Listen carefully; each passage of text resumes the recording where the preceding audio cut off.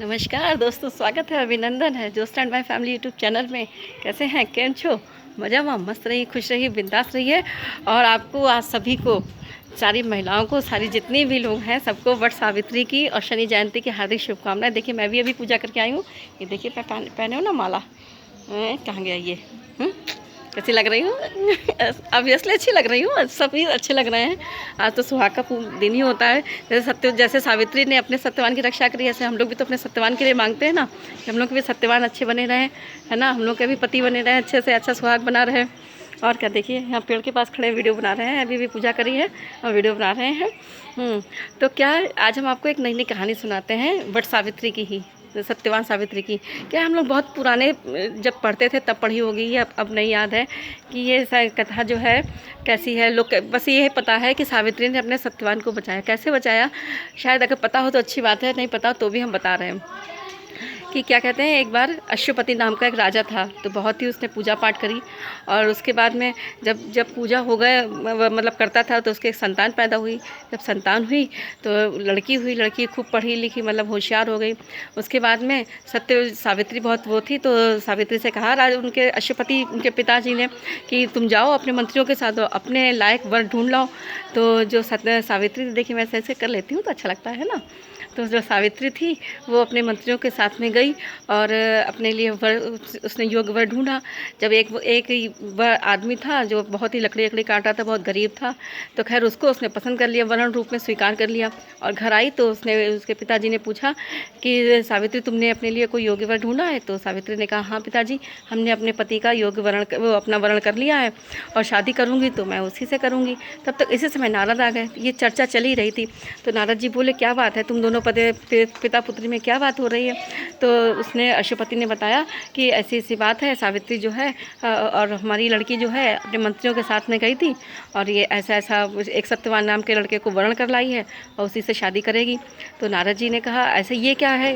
क्योंकि जो सत्यवान है बहुत गरीब है, और दूसरे उसकी उम्र केवल 12 साल की थी, 11 साल उसके पूरे हो गए, 1 साल केवल उम्र उसकी रह गई है। और उसके पति को उसका जो पिता है, तो उसको दुश्मनों ने घेर लिया था, उसका सब राज्य छीन लिया है। तो वो उसका वो पिता है, सत्यवान का पिता है, वो जेल में बंद है।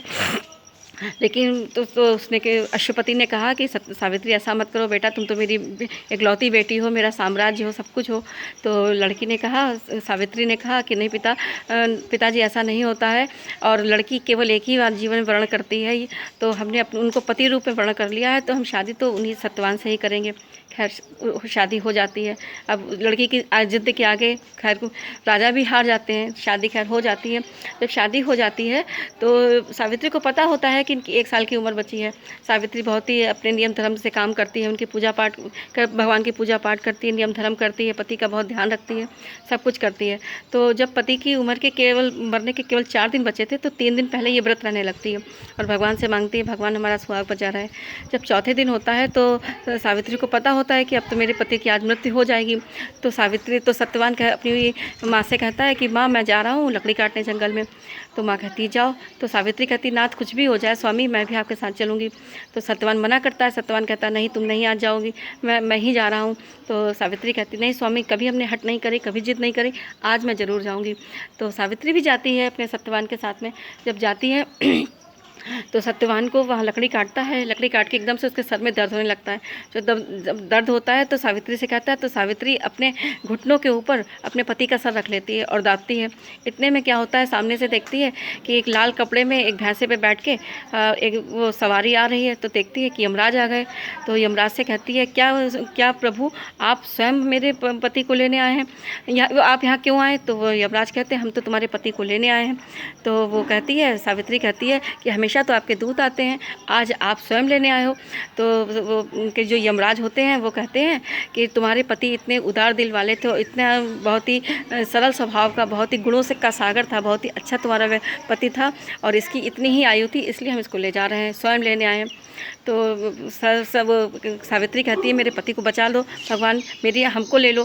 तो यमराज कहते हैं, ऐसा नहीं हो सकता, इसकी केवल 12 साल की आयु थी, तो ये अपनी 12 साल आयु भोग चुका है, इसीलिए हम इसको लेने आए। तो सावित्री जो थी वो पीछे पीछे चलती है और यमराज और सत्यवान को लेके आगे आगे चलते हैं। तो यमराज कहते हैं कि सावित्री देखो, अपने पति की उम्र के अलावा तुम्हें जो भी मांगना हो तो मांग लेना। तो सावित्री कहती है कि मेरे अंधे सास ससुर की दृष्टि आ जाए। तो वो यमराज कहते हैं तथास्तु। उसके बाद में फिर वो पीछे पीछे चल देती है, यमराज आगे आगे चल देते हैं सत्यवान को लेके। दूसरी बार कहती है कि वो फिर यमराज यही बात कहते हैं कि तुम अपने पति की आयु के अलावा दुनिया तुम और कोई वरदान मांगोगे हम दे देंगे। तो वो कहती है कि मेरे 100 पुत्र हो जाए, मेरे भाई मतलब 100 भाई हो जाए। तो वो कहती है अच्छा ठीक है, चलो ठीक है, तुम्हारी वो भी मतलब कामना पूरी हो जाएगी। तीसरी बार जब वो कहती है कि फिर वो कहते हैं, सत्यवान कहते हैं कि तुम अपने पति की आयु के अलावा तो हमसे जो मांगोगी हम तुम्हें देंगे। फिर वो पीछे पीछे चलती है। तो सावित्री कहती है कि मेरी सास ससुर का और मेरे ख़ानदान का वंश बढ़ जाए। तो वो ये तो कह देते हैं और कहते हैं कि इसी सत्यवान से वो मेरे 100 पुत्र हो जाएं। सावित्री कहती है, पहले कहती है वंश बढ़ जाए, फिर कहती है इसी सत्यवान से मेरे 100 पुत्र हो जाए। ये कह के तथास्तु कह के यमराज आके चल देते हैं। तो फिर वो सावित्री पीछे पीछे चलती है। फिर यमराज कहते हैं कि ये तुमने क्या किए, वो तुम मेरे पीछे क्यों आ रही हो, अब तो तुमने जो मांगती जा रही हो वो हम देते जा रहे हैं। तो उसने कहा कि सावित्री ने कि प्रभु आपने तो ऐसा कह दिया, हमने जब आपसे वरदान मांगा तो आपने तो तथास्तु कह दिया। हमने कहा मेरे सास ससुर का वंश बढ़ जाए, आपने कहा तथास्तु। हमने कहा हमारे इसी सत्यवान से 100 पुत्र हो जाएं, तो तब भी आपने कहा तथास्तु। उसके बावजूद आप इनको लेके जा रहे हैं।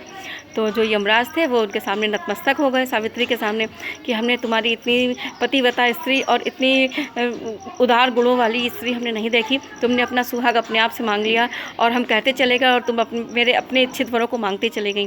तो जैसे सावित्री ने अपने सत्यवान को बचाया है, ऐसे सभी हम औरतें अपने हमेशा सत्यवान को बचाते हैं और अपने पति की अच्छी उम्र के लिए, अच्छी दीर्घायु के लिए कामना करते हैं कि वो जैसे ही अच्छे बने रहें, हमारा सुहाग बना रहे, क्योंकि उनकी वजह से हम लोग अच्छे लगते हैं ना। हम लोगों का मांग का सिंदूर और आँखों का काजल और नाक की, होठों की लिपस्टिक और गले की हार है तो सब पति से ही है ना। तो आपको मेरा वीडियो कैसा लगा, लाइक शेयर कमेंट जरूर कीजिएगा और कमेंट में हाँ एक बार ये बताइएगा कि हम कैसे लग रहे हैं। जय माता की।